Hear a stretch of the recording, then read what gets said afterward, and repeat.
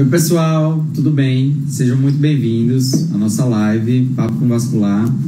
Hoje eu tenho a honra e o prazer de apresentar a nossa convidada, doutora Letícia Costa. Ela é cirurgiã vascular, especialista em vários temas e assuntos relevantes na saúde vascular, e agradeço demais por ela ter aceitado nosso convite. Ela atua lá no Paraná. Seja muito bem-vinda, Letícia. Obrigado por ter aceitado nosso convite e com certeza nós teremos um bate-papo bem legal. Tudo bem? Oi, Letícia, tudo bem? Seja muito bem-vinda. Opa. Vascular. Obrigada pelo convite, Felipe. Muito feliz, Letícia. Tudo bem. Pessoal, para quem não conhece, Letícia foi minha R+, na residência lá em Belo Horizonte. Ela tem muito papel aí nessa escolha. Ela, o Léo, o Júlio. E estou muito feliz. É nossa segunda live, né, Leti? Segunda. E eu lembro bem de quando a gente ainda era residente, como que te influenciou isso. É, verdade, Leti. Cada um está no seu estado aí, mas graças a Deus todo mundo fazendo um papel bem relevante aí, bem legal. A gente acaba não tendo contato próximo, mas acaba acompanhando, né? É bem bacana essa na internet, enfim, bem legal.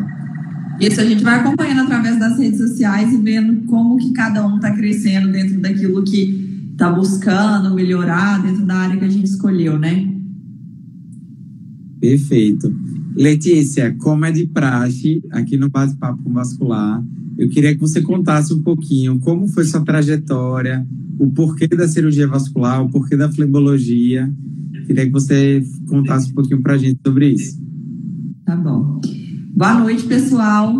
Então, eu sou mineira, né? Atualmente eu moro no Paraná e eu sempre fui uma pessoa muito dinâmica e eu sabia que eu queria uma área cirúrgica. E aí eu fui fazer a residência de cirurgia geral e eu tinha certeza que eu queria cirurgia plástica. Até durante a faculdade mesmo, eu fiz vários estágios na cirurgia plástica, porque eu sempre gostei muito dessa parte de estética.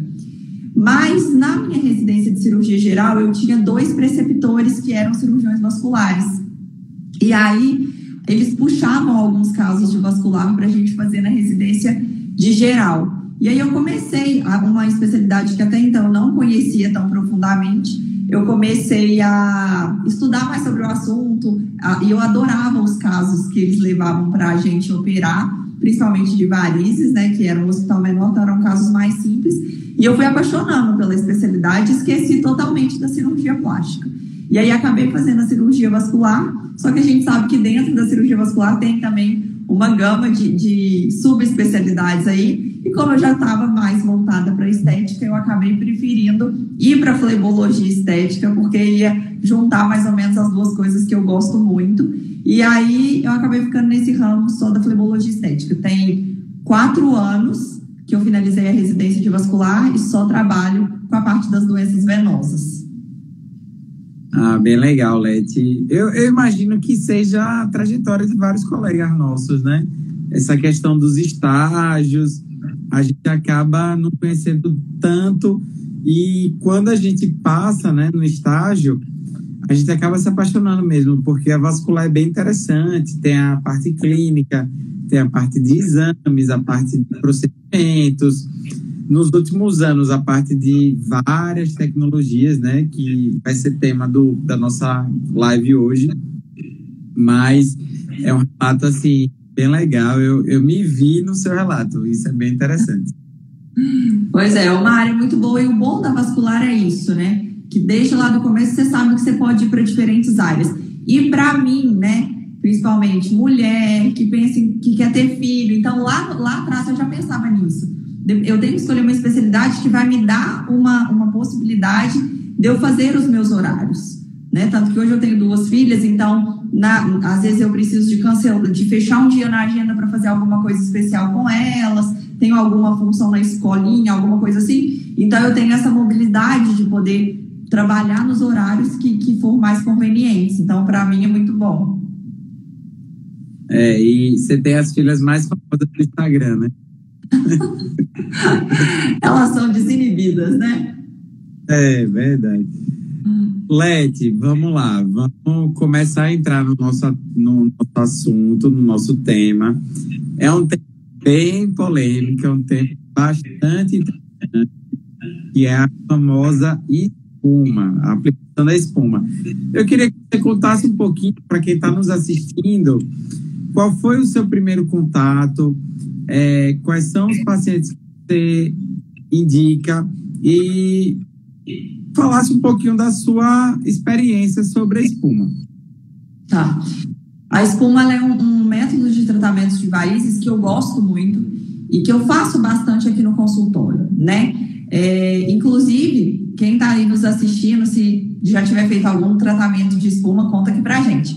E aí, a espuma, eu tive o primeiro contato durante a residência de vascular mesmo, e aí no R2 eu fiz o curso do Marcelo, lá em Salvador. Marcelo Liberato. E aí lá ele foca muito no caso de insuficiência venosa crônica já, né? Então, quando a gente usa a espuma naqueles pacientes que já têm úlcera venosa, ferida de difícil cicatrização, e eu fiz o curso dele e comecei a aplicar no meu dia a dia. Então, hoje eu faço espuma praticamente todos os dias. Para quem não sabe, gente, a espuma é uma das técnicas que a gente tem no tratamento de varizes, que é realizado no consultório médico, e nada mais é do que o esclerosante líquido que a gente usa na aplicação de vasinhos mesmo, mas a gente faz uma mistura com ar e ele vira uma espuminha branca, como se fosse uma espuma de barbear. E a gente injeta essa espuma dentro da veia para secar a veia. E hoje, e a gente pode indicar para vários casos, né? Inclusive me mandaram pergunta sobre, posso fazer na safena, posso fazer nos vasinhos? Poder pode, fazer em tudo. Só que a gente precisa avaliar se realmente, naquele caso, a espuma vai ser a melhor técnica. Ela tem inúmeros benefícios, mas também tem alguns contras que a gente vai falar ao longo do nosso bate-papo. Então, a gente tem que pesar muito ali o risco-benefício de cada um. Mas eu faço desde veias reticulares, que são aquelas veias nutridoras dos vasinhos, até em paciente que tem úlcera venosa. Perfeito, muito bacana. Exatamente isso, pessoal. Para quem está nos ouvindo, eu costumo falar que a espuma ela é muito versátil. Ela funciona desde o vaso fininho até o vaso mais grosso, como a safena. De fato, é um procedimento muito factível, muito reprodutível. Ele pode ser feito no consultório, não precisa de maiores instalações, nada do gênero. E a gente, ao longo da aula, a gente vai abordar. Letícia, vou começar a te colocar numa sinuca de bico. A ideia é abordar as polêmicas. Em tempos de ablação térmica, em tempos de laser, até onde vai o poder da espuma e vai a aplicabilidade da espuma? O que é que você pensa a respeito? Então, a gente sabe que a termoablação é o padrão ouro hoje, né? Só que a gente tem que analisar a realidade que cada um tá. Então, normalmente, se o paciente tem uma safena muito dilatada, acima de 6 milímetros, ele já tem contraindicação a fazer espuma. Então, obrigatoriamente, a gente vai para a termoablação. Agora, se o paciente tem uma safena mais fina, eu passo para ele as duas opções. Deixo explícito que a primeira opção, padrão ouro, é o endolaser. Só que a gente tem que avaliar a realidade de cada paciente, porque hoje eu faço o tratamento ainda no hospital. Então, tem o custo do hospital e do anestesista. A espuma a gente faz no consultório. Então, acaba que a espuma ela sai num custo menor. Mas quando eu passo para o paciente os prós e contras de cada procedimento, considerando que a espuma pode ser necessário um retratamento futuramente por causa de uma recanalização, nós dois juntos, a gente define qual que vai ser o melhor ali naquele momento, sabe? Então, eu indico que é padrão ouro, mas em alguns casos eu acabo fazendo sim a espuma ainda, principalmente nas safenas menores. E em paciente que, assim, independente do custo, quer fazer a espuma por não querer ir para o hospital ainda, pela comodidade de, eu não posso ficar absolutamente nada de repouso, eu sou cuidadora do meu pai, por exemplo, então a gente acaba vendo essa questão e eu vou para a espuma ainda. Perfeito. Letícia, Você ainda faz espuma na safena? Oi? Você ainda faz espuma na safena? Faço e inclusive eu faço em safenas até maiores do que você falou. Eu procuro exatamente essa forma de trabalho sua, eu imagino que é bem parecida à minha, que é a questão da gente abordar riscos, benefícios, qual seria a melhor opção. Infelizmente, a gente entende que as técnicas mais avançadas, como endolaser, como Clax, nem todo paciente pode investir naquele valor. São técnicas que têm um custo ali, até pela tecnologia mesmo aplicada, são maiores, mas a espuma ainda tem seu espaço, eu concordo com você. Eu acho que, assim, a gente precisa ajudar aquele paciente que vai te procurar. Colocar em balança exatamente risco e benefício e ver, olha só, você tem uma safena aí, já está com dor, inchaço, tem uma chance grande de ferida. É melhor você fazer a espuma do que ficar adiando, protelando aquele problema e lá na frente arriscar uma complicação, né? Exatamente. E o interessante é assim, né? A espuma a gente acaba tendo que fazer em algumas etapas, mas quando o paciente volta a primeira vez, o primeiro retorno, ele já tem uma melhora significativa dos sintomas. Então, é um procedimento muito bom e com resultados muito bons também, né? A gente tem que ir adaptando ali por causa dos contras, né? Eu tive em Salvador há uns 15 dias atrás, teve o congresso, o CELF, né? Dr. Ronaldo Fidel.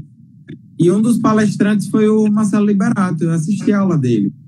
O Marcelo, para quem está nos ouvindo, é interessante falar isso, porque assim, todo mundo vê as pessoas tendo sucesso, mas não sabe quem se levou até lá, né?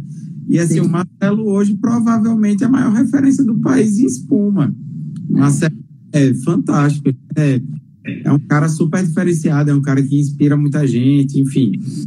E bem bacana você ter contado isso, porque assim, vamos dar a César o que é César, né? Ele é sensacional. Ele é o papa da espuma, né? Ele é o papa da espuma, é o cara que teve com Tessari, né? Enfim, Tessari foi o cara que inventou, daí você tira. Sim. Letícia, me conta, você me falou a questão da indicação. Você tocou no assunto da safena, que você não indica para safenas muito dilatadas. Eu queria que você falasse um pouquinho mais sobre quais são os outros perfis de pacientes que você indica. Então a safena que tiver um calibre de 6 milímetros para baixo pode fazer espuma sim. E aí eu vou indicar a espuma para pacientes que já têm uma doença venosa num estágio mais avançado. Então, do estágio 4 para frente, eu indico com uma tranquilidade maior. O que é isso? Do estágio 4 para frente, já tem alguma alteração de pele. Então, o paciente ele já tem aquela pele escurecida por causa da evolução própria da doença venosa, né? Pode ter ferida ou já teve. Então, já tem uma pele ali mais sofrida. É um paciente que não está tão preocupado com estética mais. Ele está preocupado com a melhora dos sintomas e da qualidade de vida dele. Então, para esses pacientes, eu indico assim, sem medo. Agora, pacientes ali, CEAP2, CEAP3 e até alguns CEAP1 a gente tem que avaliar bastante, porque uma complicação aí da espuma a gente sabe que são as manchas, né? E aí nesses pacientes mais estéticos ou pacientes muito jovens que a gente sabe que uma manchinha já vai incomodar, a gente tem que ter muito cautela na indicação. Porque pode ser a gente sabe que a maioria das manchas desaparecem espontaneamente, mas pode ser uma manchinha que vai dar trabalho para a gente depois. Então tem que ser muito alinhado isso com o paciente, a expectativa e a realidade do que vai ter lá na frente. Porque às vezes o paciente ele vê na internet os milagres da espuma e já chega aqui no consultório querendo fazer espuma. Eu falo, calma, vamos analisar. Existem outras técnicas que vai dar um resultado tão bom quanto com menos risco de mancha. Então, aí eu vou analisando isso. Agora, paciente com estágio mais avançado da doença é um tratamento fenomenal. Perfeito. Letícia, para quem está assistindo, aquele paciente que tem ferida, que não necessariamente tem a ver com uma veia perfurante, que é uma veia muito delicada de tratar. Você também faz espuma, o paciente pós-operatório, exemplo, um paciente que fez cirurgia há 10 anos, ficou alguma veia doente, a gente sabe que a abordagem vai ser um pouco mais difícil. Você também faz? O que é que você tem feito aqui no Paraná? Para a gente, por favor. Faço. Paciente de reoperação, eu costumo fazer espuma, né? A gente sabe que é muito mais difícil da gente retirar através da flebectomia, né? Através da cirurgia convencional, que às vezes residuais ali, ou até uma nova veia, ela fica muito aderida naquele paciente que já fez uma cirurgia antes, então é muito mais difícil da gente tirar. Então, nesses pacientes eu também indico espuma. Aí cabe ver também a localização ali, qual que é a queixa do paciente, qual tipo de paciente que a gente está lidando. E o que foi a outra coisa que você me perguntou? Se haver perfurante. Perfurante. Então, normalmente, quando tem perfurante o suficiente, eu faço a punção numa tributária, para a espuma escorrer até ali. Eu não punciono a perfurante direto não, porque a chance da espuma cair no profundo é muito grande, né? Então, eu normalmente punciono na variz superficial e vou acompanhando até que a espuma chegue lá na perfurante. E aí a gente pode conseguir fechá-la ou não. Perfeito. Perfeito. Muito bom, Letícia. É mais ou menos o que a gente tem feito aqui também. É bem interessante essa troca, né? E é aquilo que a gente falou lá no início da live. Eu vou reforçar. A espuma, ela tem uma grande vantagem. Ela é muito versátil. Ela pode ser feita em pós-operatório, ela pode ser feita em safena, em via perfurante, com segurança. Agora, vamos entrar num ponto bem importante, Leti.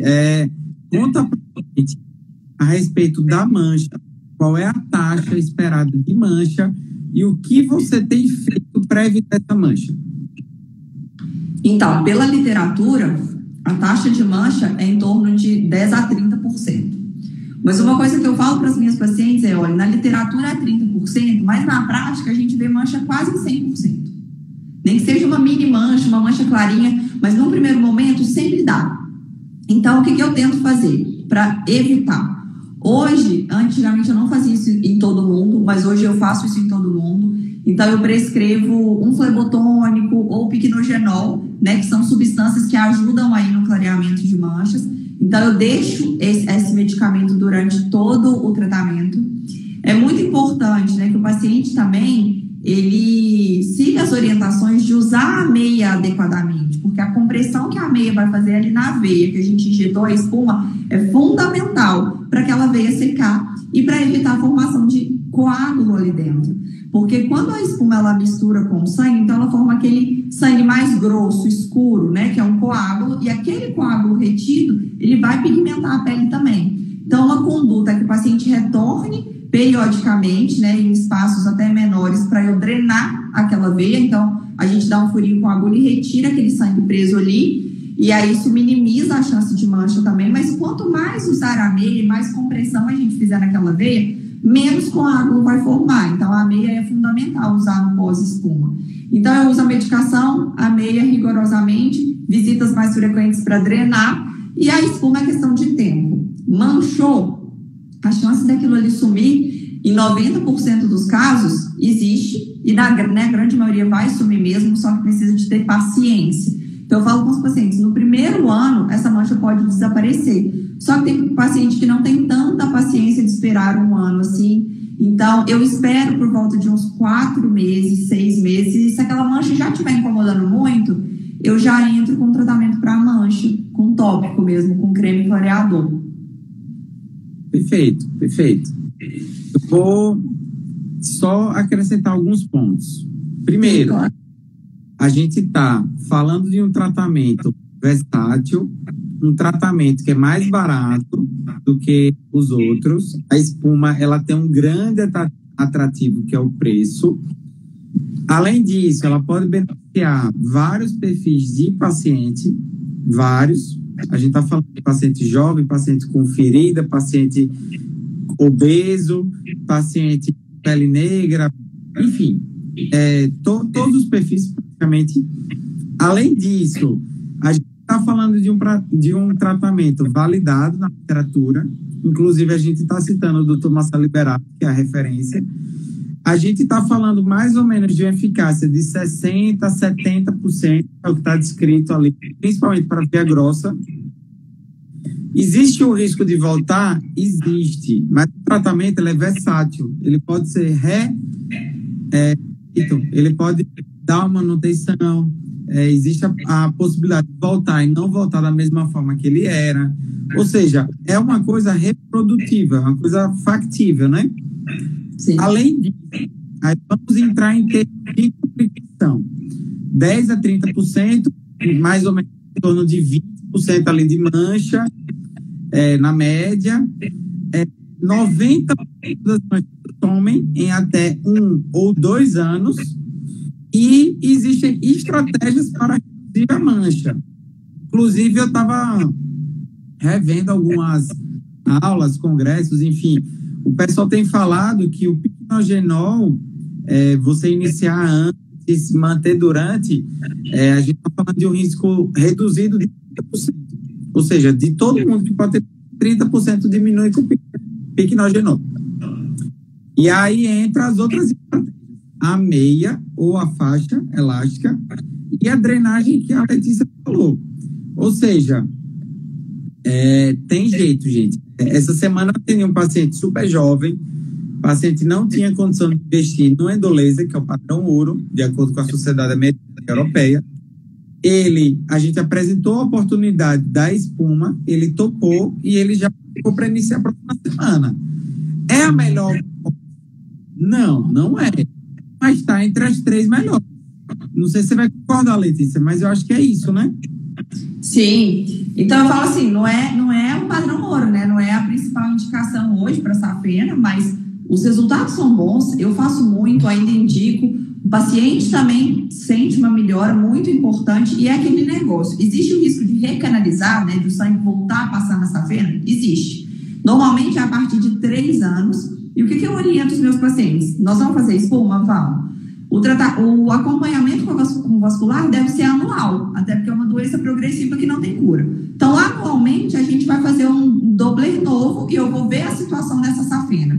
Os estudos, eles mostram que mesmo recanalizando, a recanalização não é completa e não voltam os sintomas em 80% das pessoas. Então, às vezes, nesse acompanhamento anual, a gente pode até perceber um fluxo ali dentro da safena, um fluxo de sangue, mas se o paciente não tiver queixa nenhuma, a gente vai continuar acompanhando. Agora, se o paciente já apresenta uma recidiva de sintomas, ou no exame eu ver que está passando uma quantidade de sangue considerável, aí eu falo, opa, vamos fazer mais uma injeção de espuma aí para a gente controlar isso e evitar que essa veia recanalize 100%. Então, a gente vai fazendo essa manutenção, assim como a gente faz manutenção de vasinhos, a gente vai fazendo esse acompanhamento, essa manutenção da safena também, né? Perfeito. Muito bom, Letícia. É sensacional. Assim, eu acho que a gente tem que cobrir todo paciente que procura a gente. Eu acho que eu ouvia isso de chefe minha de faculdade. Paciente te procurar, você tem que oferecer um suporte. Você sempre pode ajudar o paciente, seja qual for a forma. Ou você vai aliviar a dor, o inchaço, a ferida, enfim. Você tem formas de ajudar o paciente, né? Sim. E você vai apresentar a decisão final do paciente e da família, porque ele topar, a gente vai estar junto ali para assistir o paciente, ajudar, enfim. É uma relação que é benéfica para todos os lados. Sim, exatamente isso. A gente tem que resolver o problema, né? E dentro da realidade de cada um. Apesar de ser uma técnica considerada inferior, a gente faz todo esse suporte, é uma técnica consagrada, cientificamente comprovada que dá resultado. E é aquilo que eu te falei, no primeiro retorno, o paciente já tem melhora dos sintomas. Então, se não tem condição de fazer uma termoablação, a gente faz a espuma com tranquilidade, é uma excelente técnica. E aquilo que você falou, né? Abrange muita gente, paciente idoso, sem condição clínica para ser submetido a uma cirurgia, paciente obeso, que a gente sabe que uma cirurgia é muito mais difícil, e tem médico que pede para o paciente emagrecer. Gente, tem paciente que não consegue emagrecer. Não então, a gente consegue. E às vezes a urgência ali do problema circulatório, do problema vascular, é maior do que o problema da obesidade, né? Sim. Um exemplo, paciente obeso, com a ferida presente. Como é que você vai mandar o paciente emagrecer se ele está com a ferida? Ele não vai conseguir caminhar, ele não vai conseguir fazer atividade física, ele não vai conseguir, às vezes, ter autoestima para para absolutamente nada. Você faz a aplicação, vai ser a técnica um pouquinho mais difícil, mas você resolve. E é isso. Eu acho que medicina trata-se disso, de forma geral. Sim. Exatamente. Letícia, dando seguimento às perguntas. A gente falou do risco da mancha. Queria que você falasse um pouquinho dos outros riscos. A gente sabe que a espuma, ela é um pouco imprevisível. Pode dar muito certo, mas também, às vezes, tem alguma surpresa indesejada. Queria que você falasse o que você já viu, o que algum paciente seu já apresentou, qual foi a situação mais delicada, passasse um pouquinho isso para a gente também, para quem está nos ouvindo. Tá bom. Então tem a questão da mancha, que eu acho que é a principal complicação, e por ela ser muito visível, né, eu acho que é a que incomoda mais. Mas é aquilo que a gente fala, a gente injeta a espuma numa veia mais superficial, mas a gente não tem tanto controle, né? Apesar de que vai sendo tudo guiado por ultrassom, a gente vai acompanhando todo o trajeto da espuma ali pelo ultrassom, só que acaba que a espuma ela pode cair numa veia que a gente não esperava. E aí tem o risco de fazer uma trombose, mas é uma chance pequena até. Eu já vi 2 pacientes com trombose aqui, e o mais interessante é o seguinte, é que a trombose por espuma, ela não é igual, não é o mesmo mecanismo da trombose venosa profunda, né, que a gente conhece, assim, que tem a formação do coágulo de sangue ali. E aí, os 2 pacientes que eu tive trombose totalmente assintomáticos, eu só vi que tinha trombose, porque no retorno eu refaço o ultrassom, e aí eu vi que tinha algumas veias ali que estavam com trombose. Então, o paciente não tinha sintoma nenhum, não tinha inchaço, não tinha nada, mas mesmo assim eu tratei. Só que por ser um mecanismo de trombose diferente, é uma trombose que também se resolve mais rápido. Um paciente eu tratei por 1 mês e o outro paciente eu tratei por 15 dias e aquela veia tinha recanalizado. Ao contrário da trombose venosa mesmo, que a gente faz um tratamento mais longo, de 3 a 6 meses, né? E aí... Oi? Perfeito.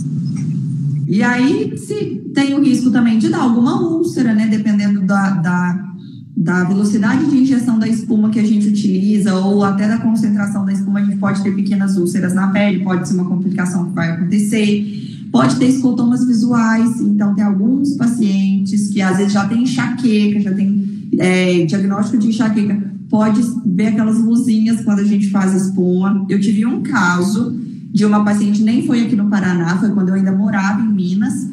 Ela estava deitada, a gente estava fazendo espuma em veia reticular, então era uma veia bem superficial, mas na reticular a gente usa uma concentração mais baixa, então tem mais chance de fazer microbolhas, né? E aí ela, no meio do procedimento, falou: olha, eu tô passando bem não.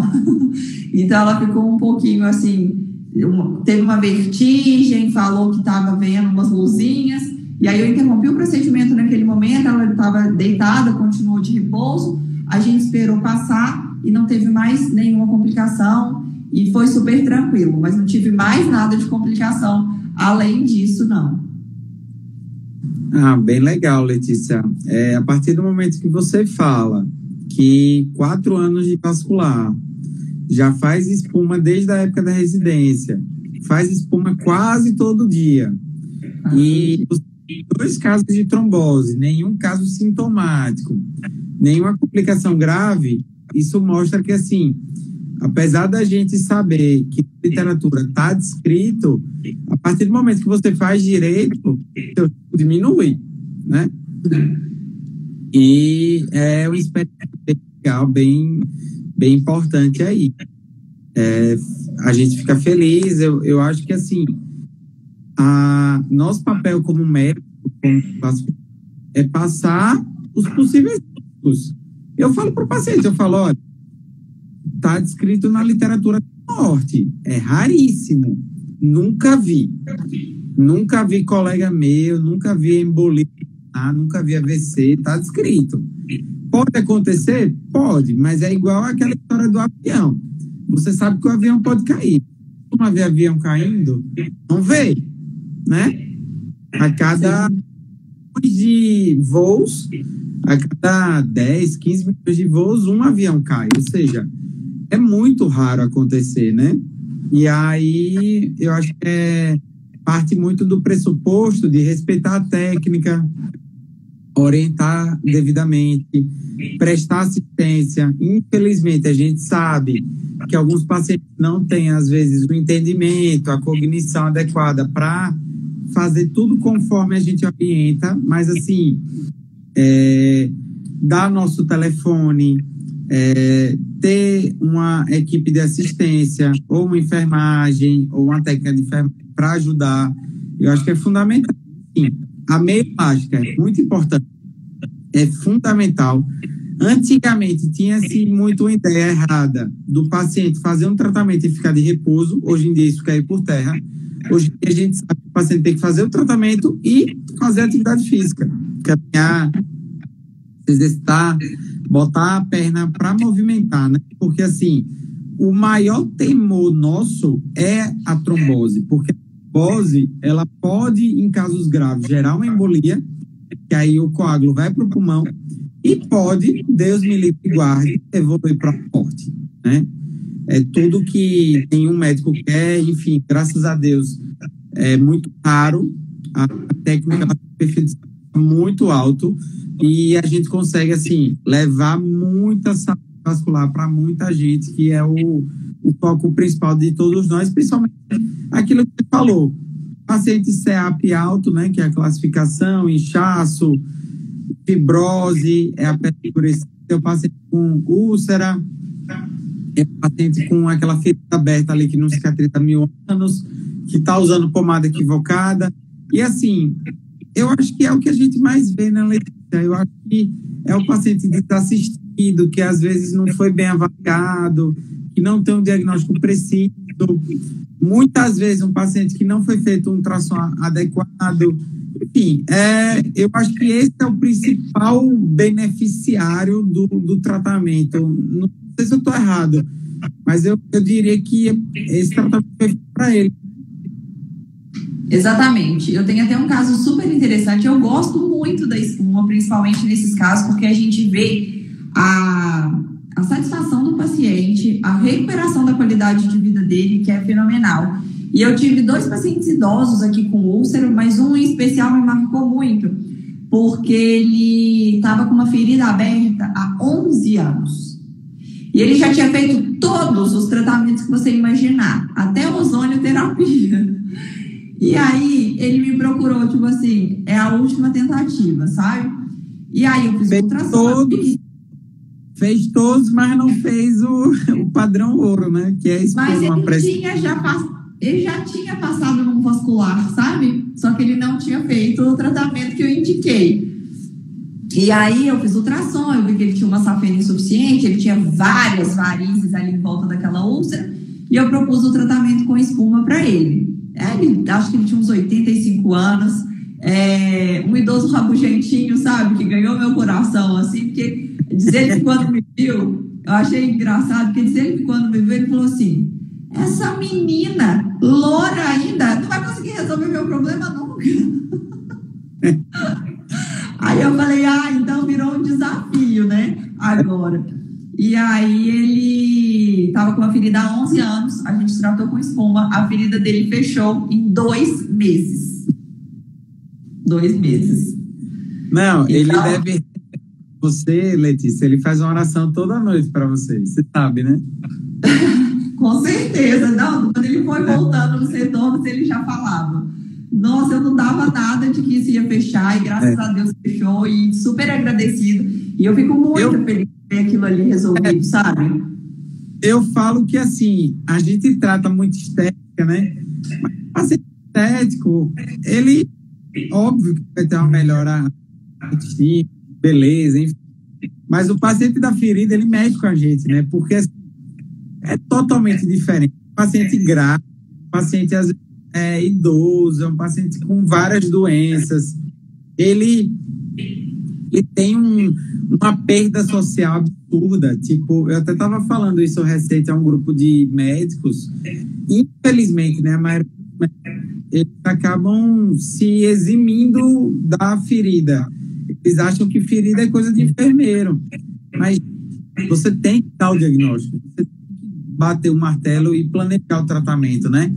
O enfermeiro, ele eu conheço vários excelentes, assim, aqui em Aracaju eu tenho vários parceiros que me ajudam muito, mas a partir do momento que você diagnostica, fecha o tratamento e você oferece aquele tratamento, tipo, eu tive um caso agora, você falou do idosinho, me marcou, porque eu estava atendendo no interior daqui.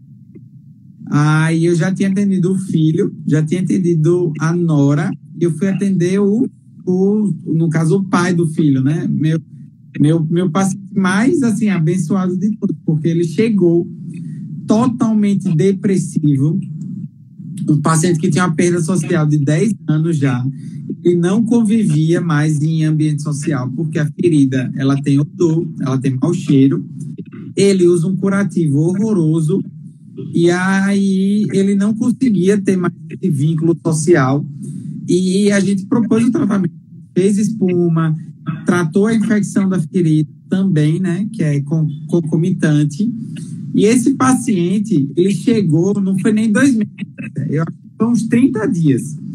Ele voltou, eu nunca vi uma melhora de humor tão rápida. Parecia outra pessoa.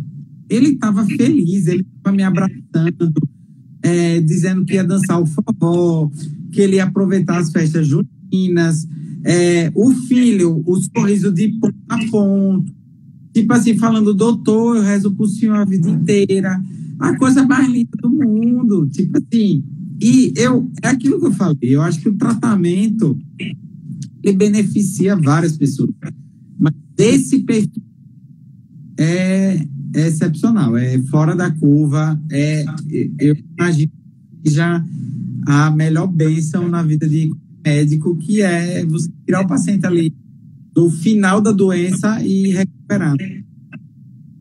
Exatamente. É gratificante, né, a gente ver essa melhora. Não, porque eu falo, gente, quem nunca viu, né, uma ferida ou não tem parente, não sabe nem o que é, você imagina você ficar 11 anos trocando o curativo de uma perna, passando uma pomada, lavando, o negócio dá cheiro, o curativo molha, você tem que trocar, e você não quer sair de casa mesmo, não, porque tá todo mundo vendo, às vezes a pessoa sente cheiro, e aí, amor, é muito tempo, né? É de um jeito que eu já vi paciente que chegou, que escondia a ferida do marido, ela dormia de calça, o marido não sabia. Eu já vi paciente que, assim, tinha divorciado porque o marido achava que era, não sei explicar, mas assim, um descaso, sei lá, uma omissão na saúde. Mas, gente, é uma doença. Você não tem que ter vergonha, você tem que buscar tratamento, né? Exatamente. Perfeito. Letícia, conta pra gente um pouquinho sobre os principais riscos e complicações. A gente falou da mancha, falou da trombose, falou que pode ter escotoma visual, que é a vertigem, a tontura, e é autolimitada, geralmente costuma regredir bem tranquilo. Eu tive um caso recente, há 1 mês atrás, uma trombose. Eu imagino, né? A paciente falou que ela não fez a compressão elástica direita, ela não usou a meia, e aí eu acho que isso favoreceu. Mas eu até estou para reavaliar ela essa semana. A princípio, tá tudo bem, mas assim, você já viu ou já ouviu falar algum caso de trombose que foi pro pulmão, ali, alguma coisa? Não. Nunca. É bem raro, né? Inclusive, quando você estava falando das complicações que pode acontecer, todo paciente que vai tratar, eu entrego um termo de consentimento, né? E no termo de consentimento explica a técnica e cita todas as complicações que pode acontecer. Só que eu sempre coloco a taxa de incidência na frente, porque, tipo, morte é 0,01, é bem baixinha. E às vezes o paciente, quando ele fala assim, nossa, mas você escreveu morte lá, dá um medo. Eu falei, olha, eu escrevo porque eu sou obrigada a informar, mas eu nunca vi ninguém morrer depois de um tratamento de espuma, nunca vi nenhuma embolia pulmonar, nada disso. Graças a Deus. Eu sou da teoria que, assim, para a gente pensar num desfecho tão ruim, né, numa complicação tão grave, geralmente são pacientes desassistidos, são pacientes que não tiveram, né, devido acompanhamento. Eu te contei da aula do Marcelo Liberato aqui em Salvador. Marcelo, ele abordou um ponto bem interessante na aula. Ele mostrou 2 casos que evoluíram para úlcera após a aplicação da espuma. O paciente teve dor, abriu ferida, e ele colocou em pauta justamente o quê? O paciente tinha tentado retornar ao paciente, tinha tentado entrar em contato com a equipe do paciente e não conseguiu. Ou seja, isso quer dizer o quê? O paciente evoluiu para complicação porque não teve assistência. E a partir do momento que eu acho que o médico, ele tem que estar na hora da vitória, mas ele tem que estar na hora principalmente da dor. Ele tem que estar na hora da complicação. Porque complicação todo mundo pode ter. O médico fala que não teve complicação, é aquela história. Quem não opera, não tem complicação. Quem não faz procedimento, não tem complicação. A partir do momento que você me fala, eu faço espuma todo dia, em algum momento vai ter escrito na literatura. Não é que você errou, é que aquilo ali, em algum momento, pode dar algum problema. Não tem... Às vezes, o paciente não faz exatamente aquilo que a gente falou. Eu vou te contar um caso. Esse caso foi bem marcante, porque eu fiz laser com uma paciente. A gente sabe que o perfil de mancha do laser é minimamente, é muito baixo. A paciente viajou, foi para uma viagem, uma trilha, ela não usou protetor solar e ela manchou após o laser. E a gente sabe que o laser, com o sol, ele mancha.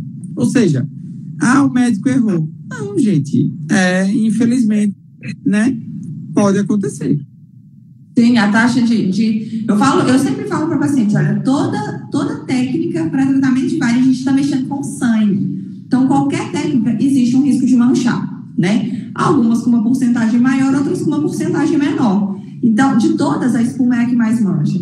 Mas toda técnica tem esse risco. E mesmo que seja uma taxa muito pequena, você pode estar dentro daquela taxa muito pequena. Alguém tem que estar dentro daquela taxa ali. Então, você pode manchar. O bom é que a grande maioria das manchas somem, né? Eu estava de licença maternidade e aí eu estava sempre colocando caixinha de pergunta. E aí uma paciente minha me mandou perguntando quanto tempo que a mancha sumia. É uma paciente minha jovem, bonita, que eu sei que estava super preocupada com a estética. Eu pensei, meu Deus, tá tudo manchado. Desesperei lá em casa, né?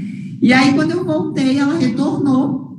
A primeira coisa que eu perguntei para ela, e as manchas? Porque eu achei que estava super manchado. Ela, não, já sumiu tudo. Então, a gente sabe que vai sumir ao longo do tempo, a grande maioria. Então, tem que ter paciência. Porque se a gente fala lá no começo que vai manchar, o paciente tem que estar muito ciente disso. Porque tem paciente que ou esquece, ou acha que está ali, que não vai manchar nada, e fica muito ansioso para aquela melhora rápida. E não tem jeito, né? Está lá com a veia há tanto tempo, a mancha também não vai subir rápido. Eu já tive paciente que eu tratei na segunda-feira, escleroterapia convencional.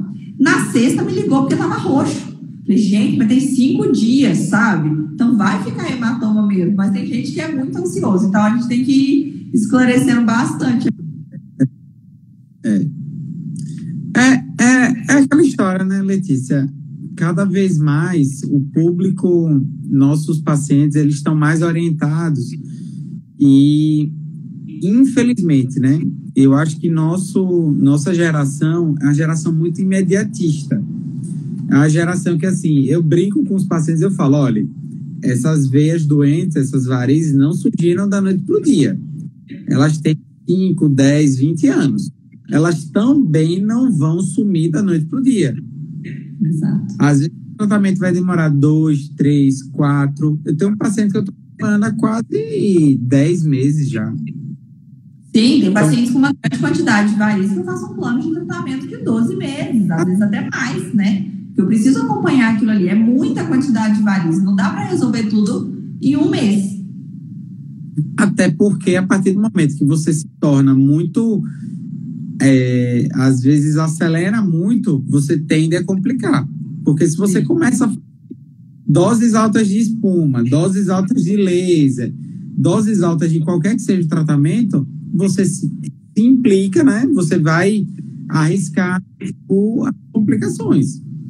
Geralmente, a espuma, doses muito altas, pode tender a uma úlcera, pode tender a uma trombose, assim como o laser. Se você faz várias passadas de laser, ou se você aumenta a energia, você começa a entrar em quê? Lesar o nervo, você começa a lesar a pele, você pode ter uma queimadura, enfim, é tudo que a gente menos quer, é complicação. Sim. E o que eu ia falar?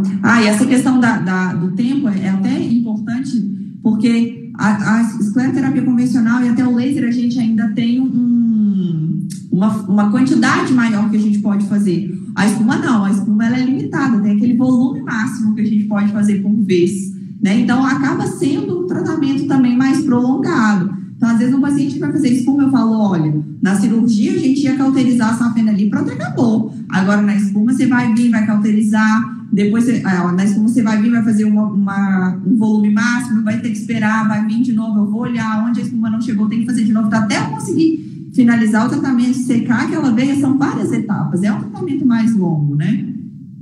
Letícia, vamos entrar numa parte mais técnica.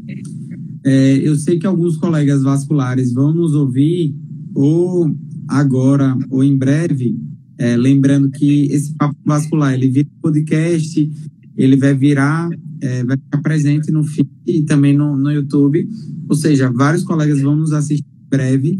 E eu queria que você falasse um pouquinho qual o volume que você faz, um exemplo, ver a safena, qual a concentração e qual o intervalo de sessões. Um exemplo, você trata a perna de um lado, com 15 dias você trata a outra, no outro dia, como é que você tem feito aí? Então, para a safena, normalmente eu uso a espuma 3%, a não ser que seja uma safena mais fina, às vezes eu faço com 1%, mas é 1 ou 3%, e aí eu faço um volume máximo de 10 ml. Eu não passo disso, por mais que às vezes a gente fique com vontade de passar, a gente sabe que pode complicar. Tem alguns colegas nossos que eu sei que utilizam volumes maiores e não tiveram complicações, mas ainda isso não está respaldado na literatura. Então, se depois eu precisar me defender, são 10 ml. Então, eu mantenho o volume ali de 10 ml e 1 ou 3% na safena. Então, normalmente eu faço a injeção num dia, né? Normalmente eu faço 2 punções, ou dependendo, até uma punção só. E aí, eu espero 15 dias. Com 15 dias, o paciente retorna, eu faço o Doppler, e aí avalio ali se tem algum escleros para drenar, já dreno, e eu vou avaliar se tem algum segmento da safena em que a espuma não chegou. Nesses 15 dias, normalmente eu já injeto de novo. Se a paciente não tiver com uma flebite intensa, ou com uma dor intensa, alguma inflamação, que às vezes a paciente tem alguma veia mais calibrosa, ou uma tributária ali que a espuma caiu na tributária, ela já está com a pele mais vermelha, mais sensível, dolorosa, já está quente. Aí eu falo, olha, então não vamos injetar nada hoje não, deixa eu drenar, vamos esperar passar essa fase aguda dessa inflamação aí, a gente injeta depois, vamos esperar mais 15 dias. Mas eu faço os retornos a cada 15 dias para eu ir avaliando se eu vou injetar mais ou não. Você faz assim? Exatamente. E sem tirar nem pouco. Exatamente. Agora, vou te colocar contra a parede. Você falou que algum segmento da safena não recebe a espuma. Trecho proximal, muito perto da junção, aquele trecho curto ali que não chegou a espuma. Qual sua conduta? O que é que você tem feito? Então, normalmente eu gosto de puncionar, né? A primeira punção perto do joelho e no meio da coxa. São as minhas principais punções. Normalmente, graças a Deus, na maioria dos casos, a espuma chega na junção. Agora, quando não chega, eu tenho que puncionar mais alto. Na verdade, eu meço aquele segmento ali, sabe? E vejo o grau de refluxo dele também. Se a paciente já tiver melhorado os sintomas, dependendo se for um segmento muito pequenininho, se a junção tiver um coto grande, um coto assim considerável, eu ainda espero, falar, vamos ver como é que isso fica. Às vezes dá para ficar com aquele cotinho ali e eu não arriscar, para não correr o risco de cair espuma na femoral e eu ter um problema maior. Agora, se tiver um segmento maior, eu funciono mais alto, né, no terço proximal. faço tudo guiado e um volume muito pequeno. E aí eu faço uma espuma 3% para ter menos microbolhas, para ela estar bem densa mesmo. E eu faço um volume muito pequeno, assim, ó, injetei 1 ml, 2, vi que a espuma já começou a migrar, já paro. Beleza, muito bom, Letícia. Eu perguntei porque eu não vou lembrar quem foi que comentou, mas uma vez eu assisti uma aula que ele falava que a junção safeno-femoral, né, ali a bifurcação, ela funcionava como uma grande veia perfurante, era a maior veia perfurante do corpo. E a partir do momento que você pensa nela como perfurante, seria a estratégia que a gente falou no início da aula.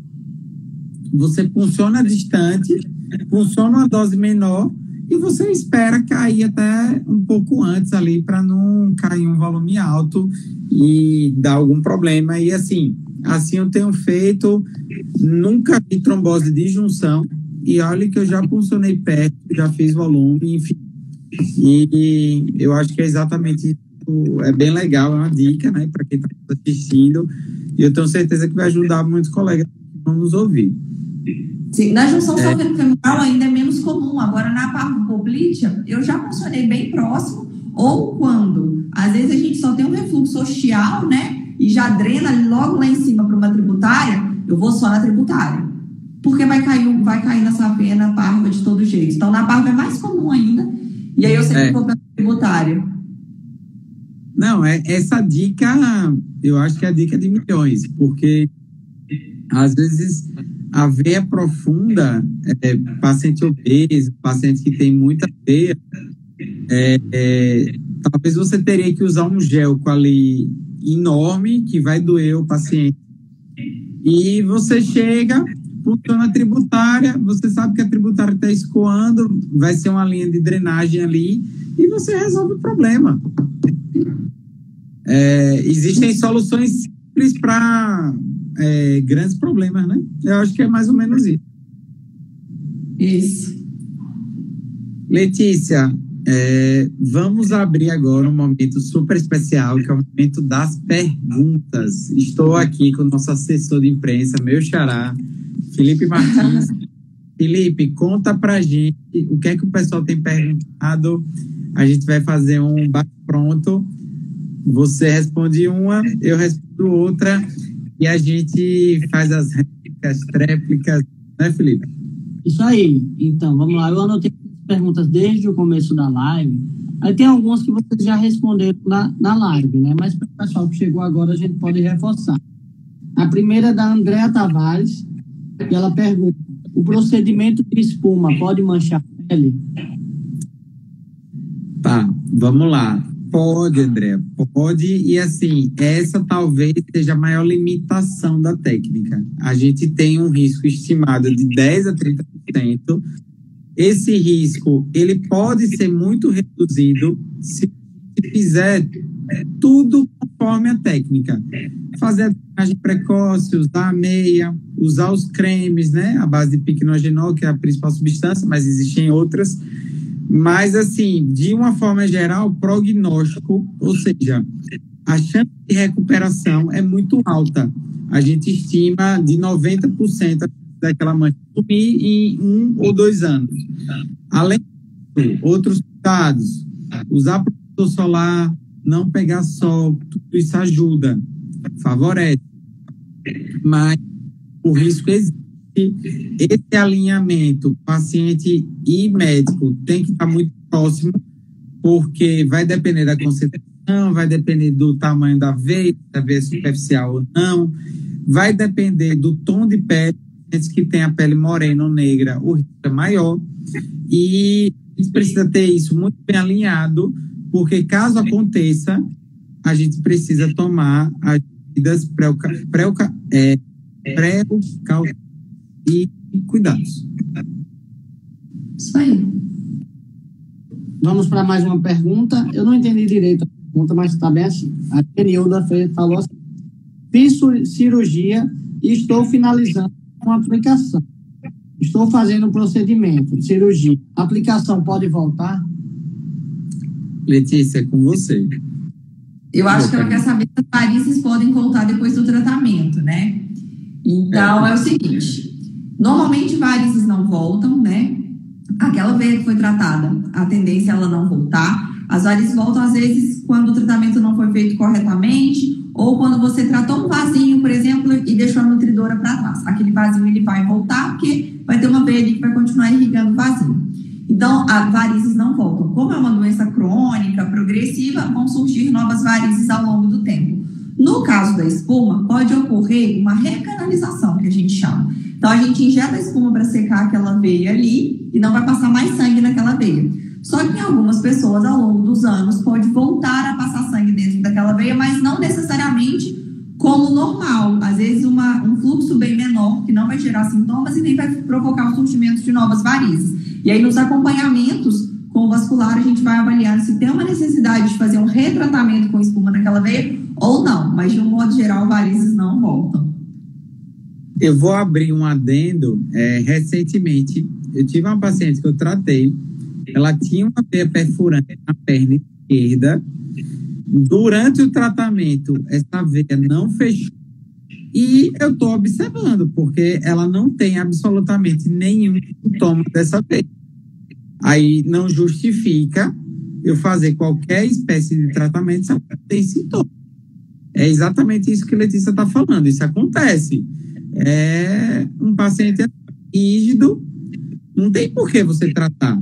Você vai tratar a veia e se submeter a um risco para quê? Se não sente nada, tem prejuízo estético, tem prejuízo funcional, não tem por quê. Exatamente. Falta pouquinho para encerrar a live, eu acho que 3, 4 minutos, né? Então, tem uma pergunta aqui voltada para a Letícia, que é a Marli pergunta: onde é o seu consultório, Letícia?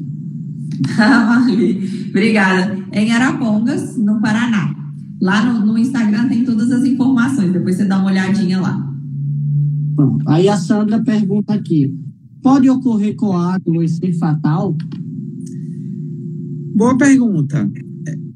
Pode, mas é como a gente falou há uns 20 minutos atrás. 0,000.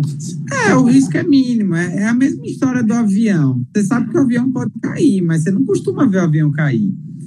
E eu falo aos pacientes que o risco de não tratar nesse caso é muito maior.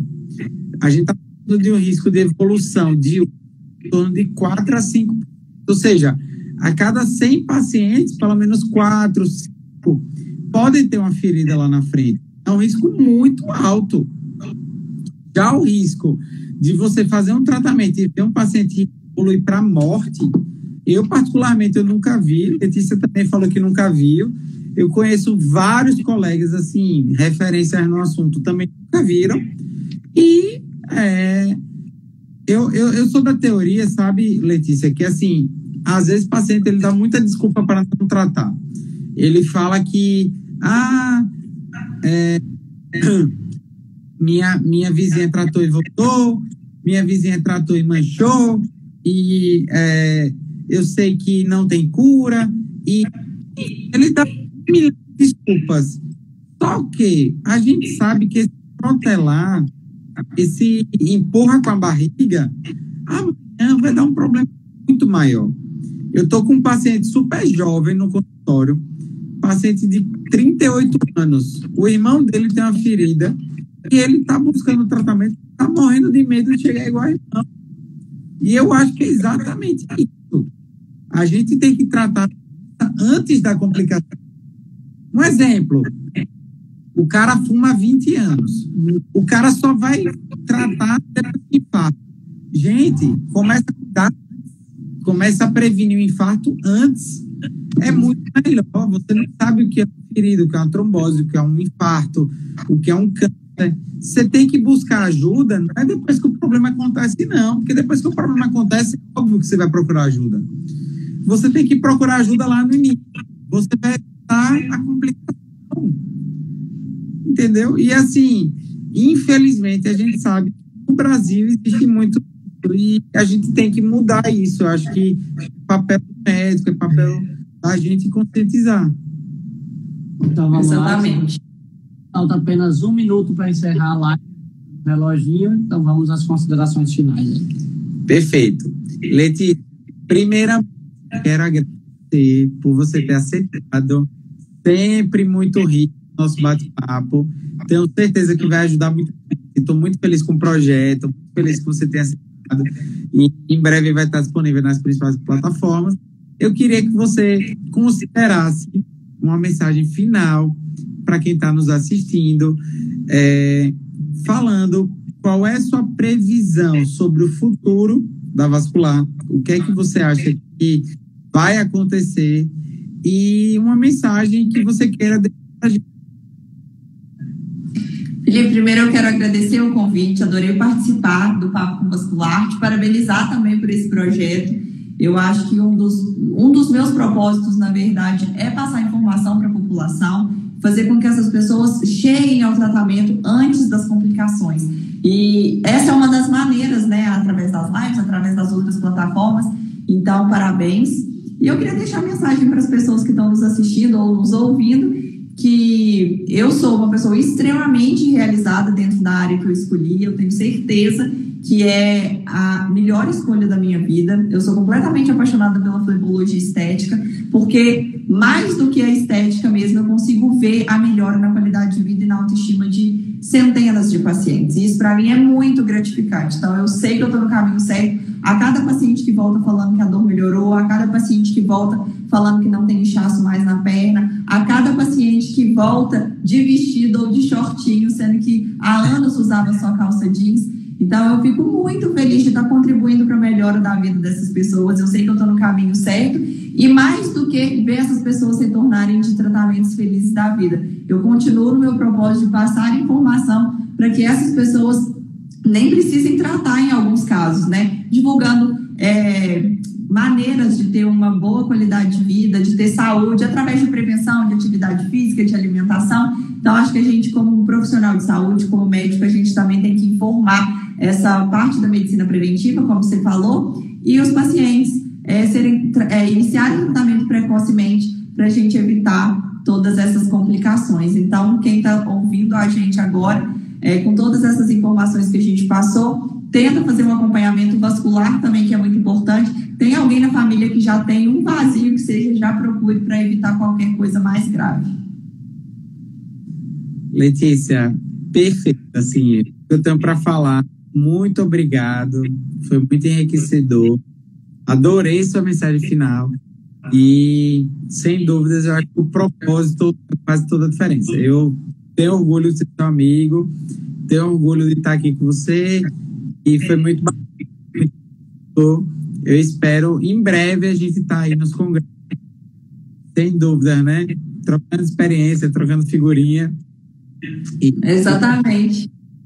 Não, tô com saudade de você. Acho que o ano que vem a gente encontra, né? Porque eu ainda estou amamentando, então esse ano ainda fica um ano meio complicado para eu sair sem as crianças. Mas assim que passar essa fase de amamentação, ano que vem estou presente nos congressos e a gente se encontra. Muito legal, obrigado, Letícia. Agradeço a todos que participaram. Em breve nós estaremos nas principais plataformas, Spotify, Deezer, no YouTube. E obrigado, boa noite a todos. Contem com a gente. Boa noite, um abraço. Abraço.